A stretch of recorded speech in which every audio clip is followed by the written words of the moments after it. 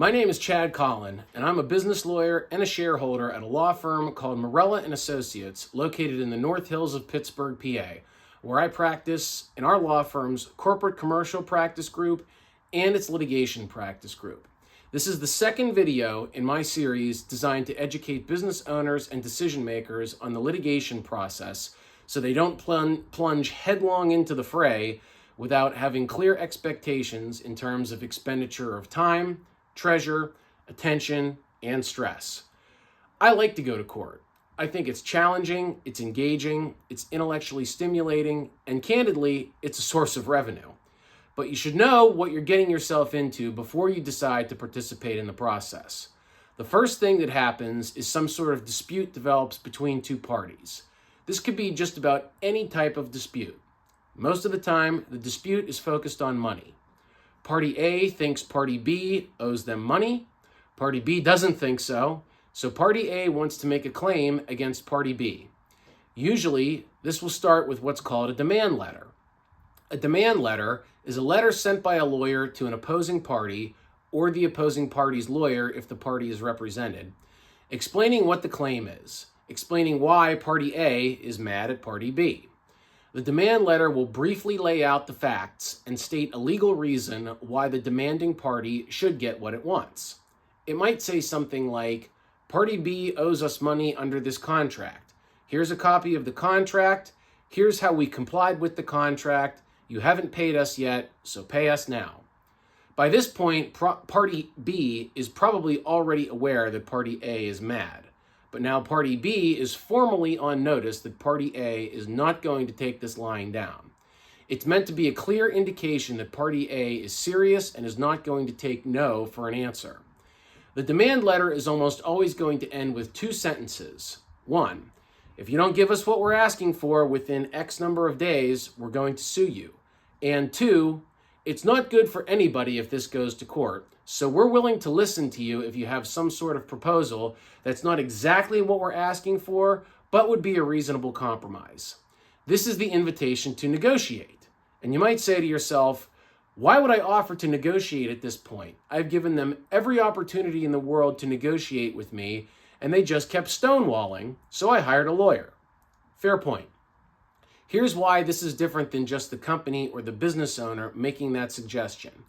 Because, number one, you've just proven that you're willing to spend money on a lawyer to solve this problem, which means that the other side is likely going to have to start spending money on its own lawyer if they can't work this out.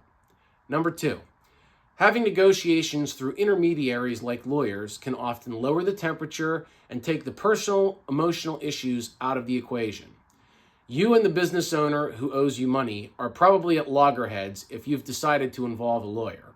You're probably ready to jump through the phone and strangle one another. That emotion is not going to lead to the resolution of the dispute. In addition to being a lawyer, I also used to be a hockey official. I was a linesman in the minor leagues for a few years. One of my jobs as a linesman, in addition to calling offsides and icing and running face-offs, was to facilitate communication between the coaches and the referee, which is the official who calls the penalties and who draws most of the ire on the official's crew. So there were many times in my career where I knew that a coach was upset with the referee. And so I would just go over to the bench and let him chew me out. He wasn't mad at me, he was mad at my partner. But any direct communication between those two was not going to end well. So I would let that coach yell and scream and get it out of his system, and he might say, "You tell that referee that he stinks and he's terrible and he's messing up the game." And I would calmly say, "Okay, I'll let him know." And at the next opportunity, I would go to the referee and say, "Hey, coach was pretty upset about that last penalty.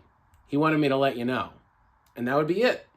No extra penalties for unsportsmanlike conduct, no shouting matches, just taking the emotion out of that situation enabled us to avoid a bigger problem and move forward with the game. What does this have to do with the litigation process? At the early stages, if you can get people involved, like lawyers, who are not emotionally invested, whose job it is to represent the parties zealously but professionally, and who have experience in dispute negotiations, you give yourself a better chance at avoiding the litigation process altogether. Because don't forget, We're not even in litigation yet. No suit has been filed. We're still at the demand letter stage. So that's step one in the litigation process. Some sort of notification that party A is upset with party B and is willing to sue over it, and some initial overtures to resolve the dispute without having to file that suit, which is going to be expensive and time-consuming for everyone. Hopefully, that's where the matter is resolved.